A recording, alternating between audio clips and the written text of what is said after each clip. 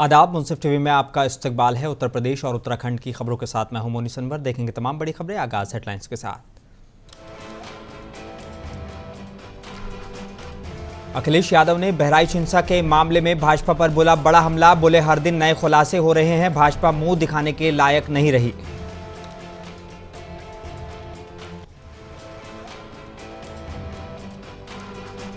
बहराइच में bulldozer action पर supreme court हुआ सख्त। बोले यूपी सरकार आदेश के खिलाफ अगर जोखिम उठाना चाहे तो उठा सकती है।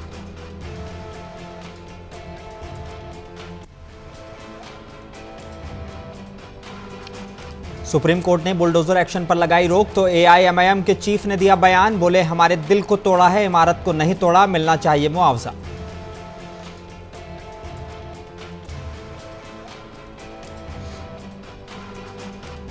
और यूपी में उपचुनाव की सियासत तेज। अंबेडकर नगर के कटहरी विधानसभा से सपा उम्मीदवार शोभावती वर्मा ने किया नामांकन। सांसद पति लाल वर्मा भी रहे मौजूद।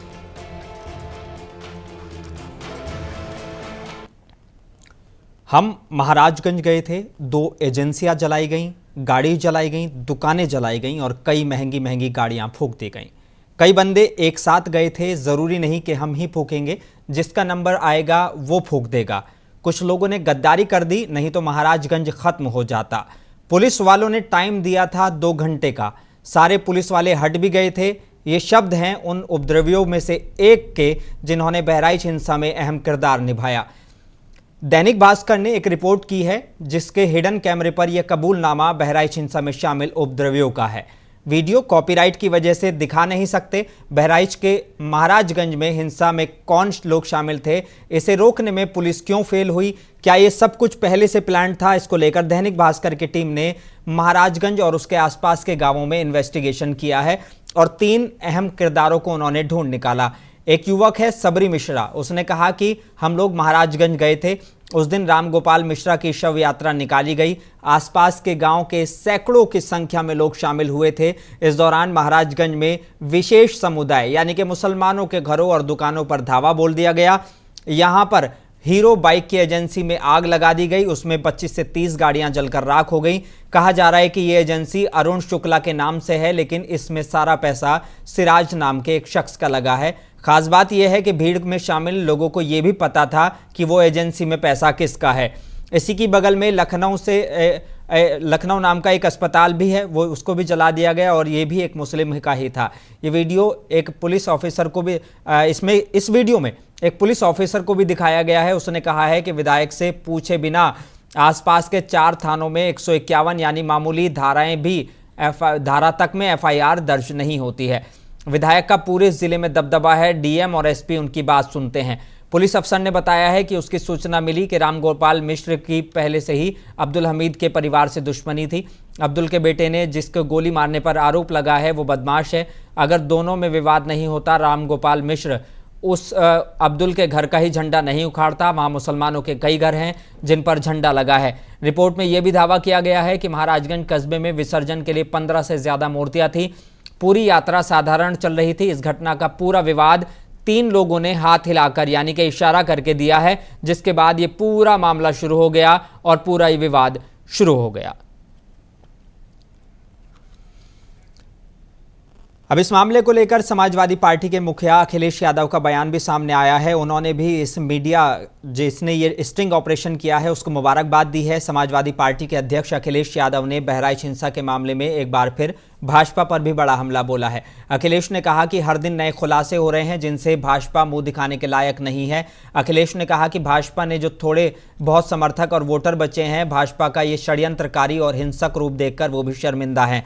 भाजपा के विधायक ही भाजपाइयों पर साजिश करने की शिकायत दर्ज कराते हैं और दंगाई छुपे कैमरे के सामने सच उगल रहे हैं। सच तो यह है कि बीजेपी अपने ही लोगों के खिलाफ साजिश रच रही है। उन्होंने कहा कि धिक्कार है ऐसी भाजपाई राजनीति और सत्ता की भूख पर जो सियासत के लिए दंगा कराने की साजिश करती है।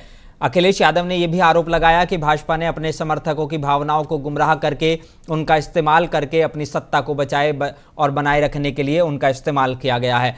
उन्होंने ये भी कहा कि सच तो यह है कि भाजपा अपने ही लोगों के खिलाफ षड्यंत्र कर रही है। भाजपाइयों से दंगे कराकर उन्हें ही फंसा रही है। तभी तो भाजपा का विधायक भाजपाइयों के खिलाफ रिपोर्ट लिखवा रहा है। और अखिलेश यादव ने अपनी एक पोस्ट में एक मीडिया रिपोर्ट भी साझा की है। ये दैनिक भास्कर की मीडिया रिपोर्ट है, जिसमें 2 कथित दंगाई पिछले 13 अक्टूबर को बहराइच के महाराजगंज में हुई सांप्रदायिक वारदात के पीछे साजिश की तरफ इशारा करते हुए उनका खुलासा करते हुए दिख रहे हैं।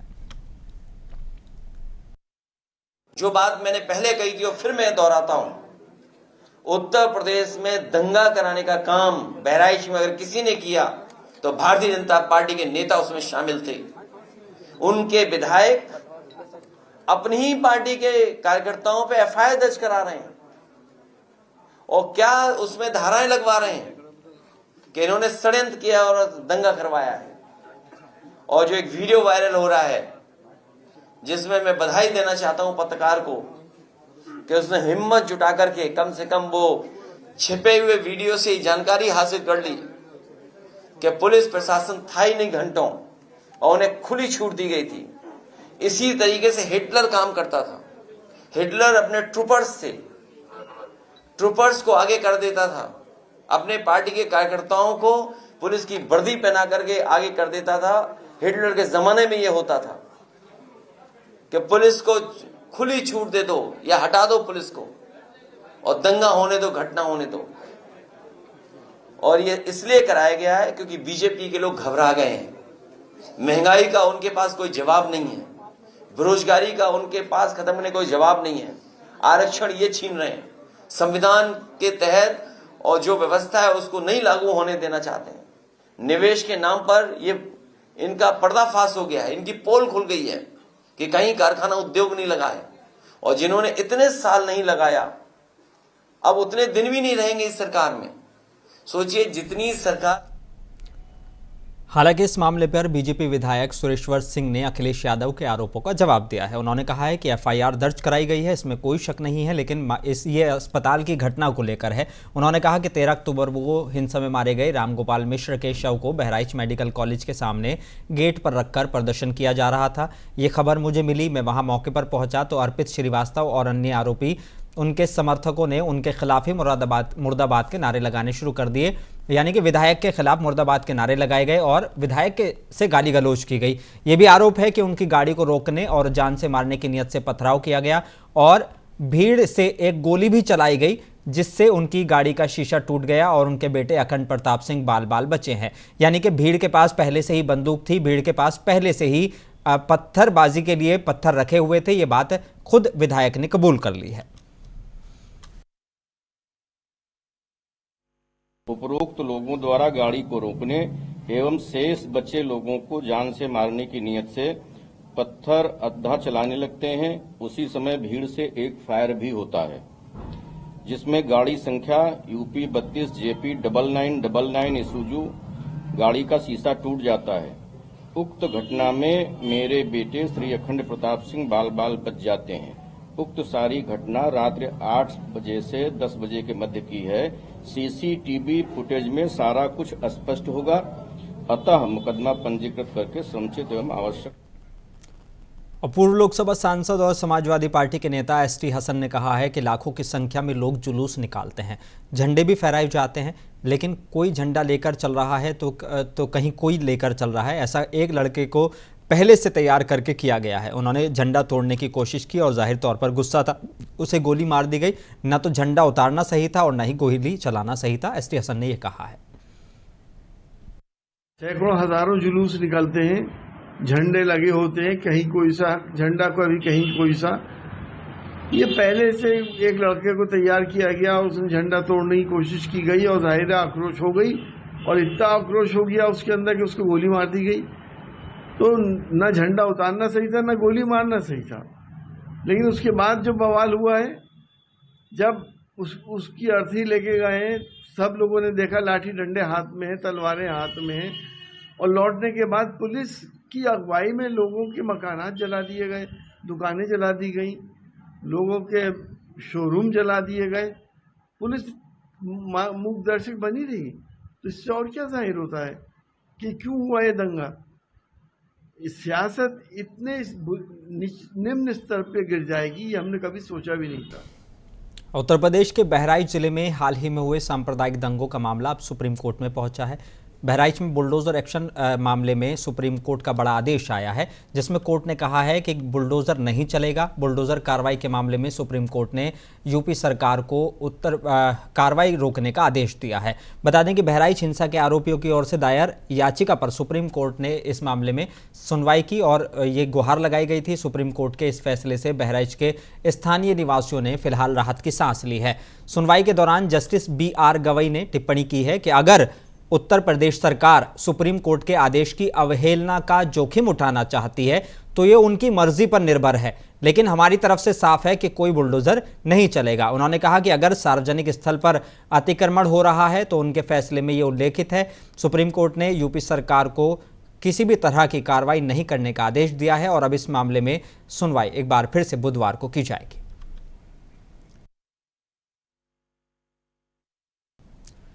बता दें कि 13 अक्टूबर को महाराजगंज में एक पूजा स्थल के बाहर गाना बजाने को लेकर धार्मिक विवाद के बाद गोली लगने से रामगोपाल मिश्रा की मौत हो गई थी।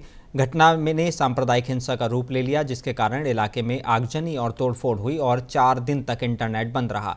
इस दौरान ज्यादातर लोग घरों के अंदर ही रहे। अधिकारियों के मुताबिक 13 अक्टूबर से 16 अक्टूबर तक मिश्रा की हत्या और उसके बाद हुई हिंसा मामले में 11 FIR दर्ज की गई हैं। सैकड़ों लोगों के खिलाफ मामला दर्ज किया गया है। लगभग 1000 लोगों के खिलाफ मामले दर्ज किए गए हैं इसमें। अब इस मामले को लेकर ऑल इंडिया मजलिस इत्तेहादुल मुस्लिमीन यानी कि AIMIM के सदर और हैदराबाद से लोकसभा सांसद असदुद्दीन ओवैसी ने भी अपना दर्द बयान किया है। उन्होंने कहा है कि अपने सोशल मीडिया प्लेटफॉर्म पर लिखा है कि हमारे दिलों को तोड़ा गया है, इमारत को नहीं तोड़ा गया है, हमारे दिलों को तोड़ा गया है और खबासत की भी हद होती है तोड़ने वाले। उन्होंने सोशल मीडिया प्लेटफॉर्म X पर लिखा कि बहराइच में संस्कारी हुजूम ने मुसलमानों की संपत्ति को निशाना बनाया। दुकान, गाड़ी, घर, पैसे तो छोड़िए, इन अपराधियों ने बकरियों तक को नहीं छोड़ा। एक अस्पताल भी फूंक डाला। पुलिस और सरकार की नरमी की वजह से इतने बड़े पैमाने पर लूटमार हुई है। जिन लोगों का नुकसान हुआ है, भाजपा सरकार को उन्हें मुआवजा देना होगा।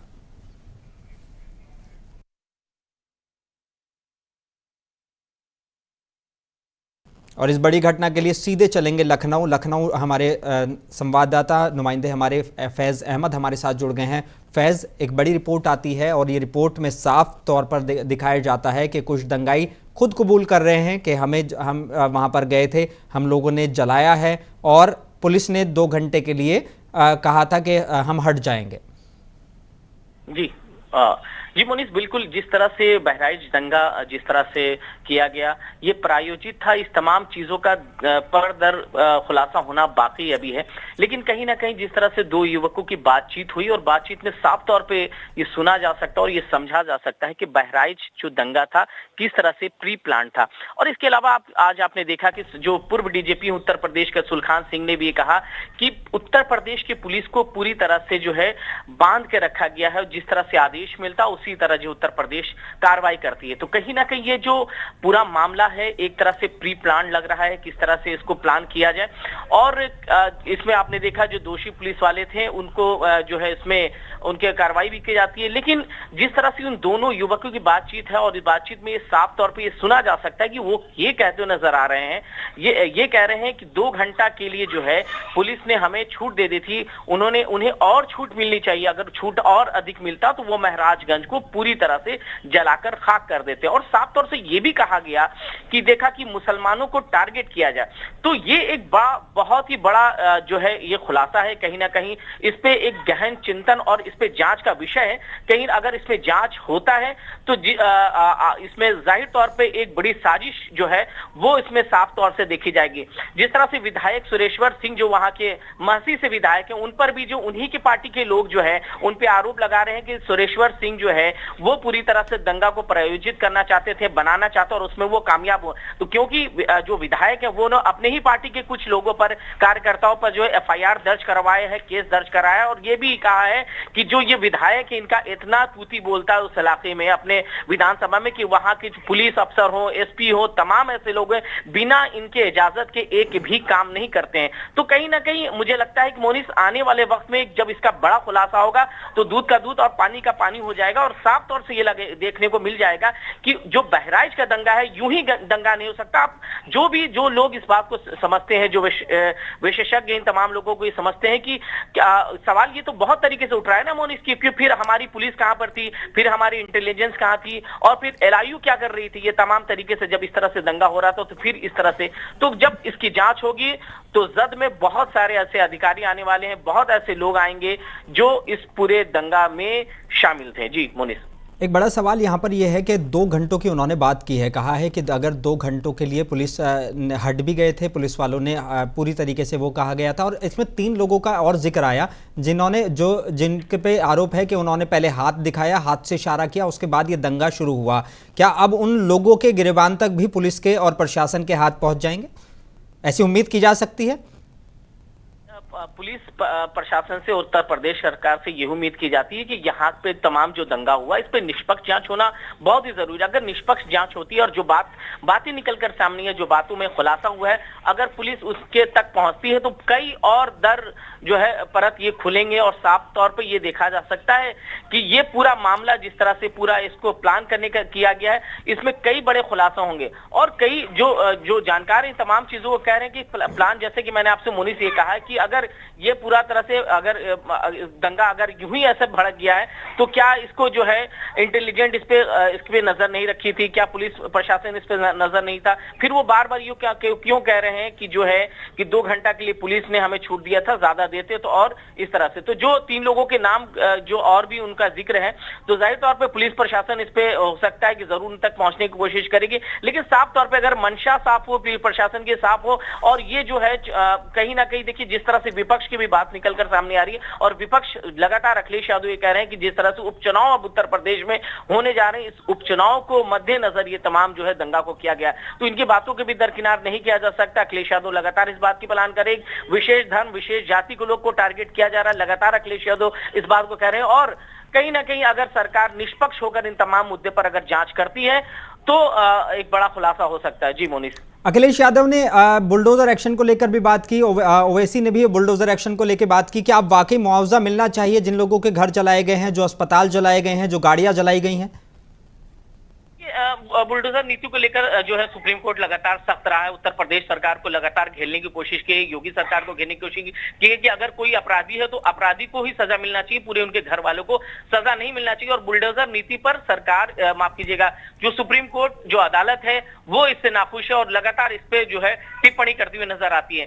और देखिए जब सुप्रीम कोर्ट इस मामले में बुलडोजर एक्शन पे जिस तरह से उन्होंने रोक लगाई है, तो जाहिर तौर पर बहराइच दंगा में जिन लोगों के घर जले हैं, जिनका नुकसान हुआ है, जिनके शोरूम जले हैं, जिनके दुकानें जला दी गई हैं, लखनऊ अस्पताल का नामक दुकान को जला दी गई जहां पर पेशेंट आते थे। आप जरा सोचिए कि उनको इलाज करने वाले में हिंदू भी होंगे, मुसलमान भी होंगे, लेकिन कहीं ना कहीं इस तरह से जिस तरह से एक नफरती जो माहौल बनाने का प्रयास किया गया, इन तमाम चीजों पर रोक लगाना बेहद जरूरी है। और मुआवजे की बात बिल्कुल मुआवजा मिलना चाहिए, लेकिन अब ये सरकार के नीति पर डिपेंड करता है। सरकार उनको लगता है पहले तो सबसे पहले इस दंगे का जो है पूरी तरह से इसका निचोड़ निकालना चाहिए कि दंगा हुआ क्यों, कैसे हुआ, कौन लोग इसमें शामिल थे। अगर उन तमाम लोग शामिल होते हैं तो उन पर सरकार जो है एक्शन, बड़ा एक्शन ले, तो निष्पक्ष तौर पे अगर सरकार अगर इसको करना चाहेगी तो एक बड़ा खुलासा होगा। जो जिन लोगों का नुकसान हुआ है, जिनके घरे जले, जिनके यहाँ तक कि जो है बकरी के बच्चे तक को जला दिया गया, जानवरों तक को नहीं छोड़ा गया, तो ऐसे में माना जा सकता है जो ये दंगई थे, ये जो बदमाश थे,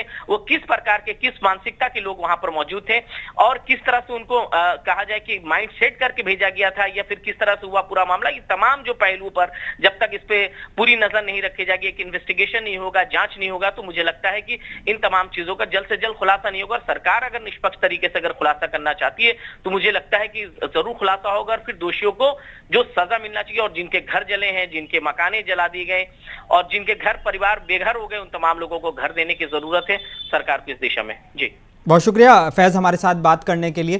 तो क्या बात साफ है कि ये दंगा प्रायोजित था, पहले से प्लानिंग थी, कुछ लोग आते हैं, हाथ दिखाते हैं, इशारा करते हैं और इशारा करने के बाद ये दंगा शुरू कर दिया जाता है। पुलिस प्रशासन को लेकर पहले से ही सवाल उठ रहा था कि पुलिस प्रशासन उस वक्त कहाँ था जब गोली मारी गई, जब ये सारे वो लड़का छत पर चढ़ा और छत पर चढ़कर वो झंडा उखाड़ रहा था। पुलिस प्रशासन जब साथ साथ चल रहा था, उस पूरे जो ये जुलूस निकाला जा रहा था, तो वो कैसे इजाजत दे दी गई कि इस तरह के मामले को कर लिया जाए, यानी कि पुलिस प्रशासन नदारत था। जो दैनिक भास्कर की रिपोर्ट सामने आई है उसमें बिल्कुल अब ये चीजें क्लियर हो गई हैं कि 2 घंटे का वक्त दिया था, पुलिस प्रशासन वहां से नदारत था, बाद में चीजों को संभाल लिया गया बाद में, लेकिन तब तक बहुत देर हो चुकी थी। उत्तर प्रदेश के मुरादाबाद निवासी एडवोकेट जमशेद कुरैशी ने मुरादाबाद जिला कलेक्ट्रेट से नामांकन पत्र खरीदा है। उन्होंने कहा है कि मेरे द्वारा नामांकन पत्र खरीदा गया है, समाजवादी पार्टी से मैंने टिकट के लिए आवेदन कराया है, अगर मुझे टिकट मिलता है तो मैं कुंदर की विधानसभा से उपचुनाव लड़ूंगा। ये कुंदर की विधानसभा का उपचुनाव है और काफी दिलचस्प चुनाव है ये उपचुनाव है और सरकार इस वक्त जो है वो बीजेपी की चल रही है और यहाँ मैं लोकसभा भी अभी लड़ा था, लेकिन मैंने समाजवादी पार्टी से मैंने टिकट मांगा है। समाजवादी पार्टी से मेरी बात चल रही है, समाजवादी पार्टी अगर टिकट देती है तो मैं चुनाव लड़ूंगा और इस तरह से चुनाव लड़ूंगा। मुरादाबाद के कुंदर की विधानसभा उपचुनाव से आज़ाद समाज पार्टी के उम्मीदवार चांद बाबू ने जिला कलेक्ट्रेट पहुंचकर अपना नामांकन दाखिल कराया है। बता दें कि कुंदर की विधानसभा उपचुनाव 13 नवंबर को होना है। चांद बाबू ने नामांकन के बाद कहा है कि हम शिक्षा, विकास आदि मुद्दों पर चुनाव लड़ेंगे। नामांकन के लिए पहुंचे थे, नामांकन हमने कर दिया है। जी, कौन सी पार्टी से किया है? आजाद समाज पार्टी, काशीराम और भीम आर्मी। क्या प्रयास रहेंगे? अंबेडकर नगर के कटहरी विधानसभा से समाजवादी पार्टी के उम्मीदवार शोभावती वर्मा ने आज कलेक्ट्रेट में पहुंचकर नामांकन किया है। वहीं शोभावती वर्मा के साथ उनके पति जो सांसद हैं लाल वर्मा भी मौजूद रहे। साथ ही सपा विधायक राम अचल राजभर, त्रिभुवन दत्त, पूर्व एमएलसी हीरालाल यादव भी मौजूद रहे। आज के बारे में बताइए। आज 2 सेट में हमने पर्चा दाखिल किया और यहाँ कटहरी की जनता मुझे चाहिए, इसलिए मैं चुनाव लड़ रही हूँ। क्या है आपकी? अब आप सबका सहयोग चाहते हैं। खबर अयोध्या से है, जहां अयोध्या में राम की पैड़ी का शिलान्यास का पत्थर स्वर्गीय नारायण दत्त तिवारी द्वारा लगाया गया था, लेकिन यहां से वो पत्थर हटा दिया गया है, जिसको लेकर कांग्रेसियों में जबरदस्त गुस्सा देखा जा रहा है। आज अयोध्या कांग्रेस कमेटी के जिला अध्यक्ष अखिलेश यादव, पूर्व जिला अध्यक्ष राजेंद्र प्रताप सिंह समेत कई लोगों ने इस पे जिलाधिकारी को ज्ञापन सौंपकर मांग की है कि वो पत्थर दोबारा लगाया जाए। ऐसा कि 1989 में तत्कालीन मुख्यमंत्री स्वर्गीय श्री नारायण दत्त तिवारी द्वारा राम की पैड़ी का उद्घाटन किया गया था और उस उद्घाटन पत्थर को अभी 2-3 दिन पहले वहां से गायब कर दिया गया है। जिला अमरोहा के गंगा तिगरी घाट पर लगने वाले ऐतिहासिक मेले को भव्य बनाने के लिए जिले के आला अधिकारी अब गंगा किनारे जाकर निरीक्षण करने लगे हैं। आज जिलाधिकारी निधि गुप्ता ने ट्रैक्टर पर बैठकर गंगा तिगरी घाट पर लगने वाले जगह का निरीक्षण किया है। 2 नवंबर तक मेले की पूरी तरह से तैयारी के जिलाधिकारी ने निर्देश दिए हैं।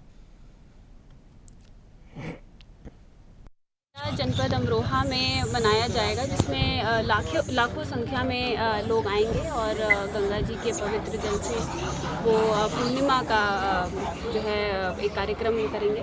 तो उसके संदर्भ अमरोहा के नौगावा सादात के गांव उस्मानपुर में कई ग्रामीण अमरोहा कलेक्ट्रेट पहुंचे, जहां उन्होंने डीएम के नाम एक ज्ञापन सौंपा है, जिसमें उन्होंने कहा है कि कुछ दिन पहले वाल्मीकि समाज के लोग अपने कब्रिस्तान में सफाई कर रहे थे। जो झुंड झाड़ खड़े थे उन्हें काट रहे थे। उसी दौरान हल्का लेखपाल वहां पहुंच गए। साथ ही आरोप लगाया कि हल्का लेखपाल नशे में धुत थे और उसने नशे में कब्रिस्तान की सफाई कर रही महिलाओं से छेड़छाड़ की है। इतना ही नहीं, कब्रिस्तान से सफाई के दौरान काटी गई लकड़ियों को भरे ट्रैक्टर को भी लेखपाल ने थाने भिजवा दिया। आरोप है कि लेखपाल से मिलने की बात कही थी, साथ ही नहीं मिलने पर झूठा मुकदमा लिखवाने की धमकी दी थी। फिलहाल तमाम ग्रामीण संघ कलेक्ट्रेट पहुंचे और पीड़ितों ने डीएम को शिकायती पत्र देकर कार्रवाई करने की मांग की है।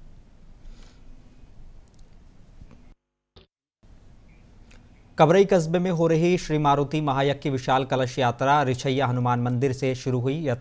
कलश यात्रा में सैकड़ों की संख्या में महिलाएं सर पर कलश रखे हुए निकली और यात्रा में महेश्वरी माता 5 पहाड़ी शहीद भगत सिंह तिराहा होते हुए बीच गोदाम से कबरई अंदर होते हुए वापस रिछैया हनुमान मंदिर पर समाप्त हो गई।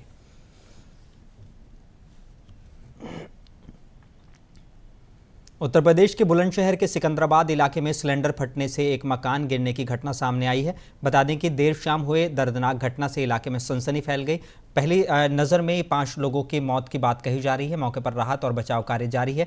इस हादसे में शिकार एक ही परिवार के 18 लोग बताए जा रहे हैं। वहीं सूचना मिलते ही मौके पर कई थानों के पुलिस बल भी मौके पर पहुंचा और ग्रीन कॉरिडोर बनाकर राहत और बचाव का काम जारी है।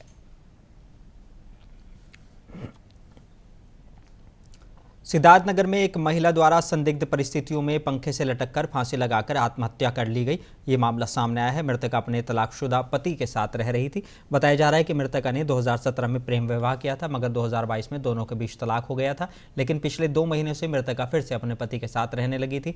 पुलिस को उसके पति ने फोन के जरिए अपनी पत्नी के फंदे से लटकने की सूचना दी। पुलिस ने लाश को कब्जे में लेकर पोस्टमार्टम के लिए भेज दिया था और जाँच शुरू कर दी है।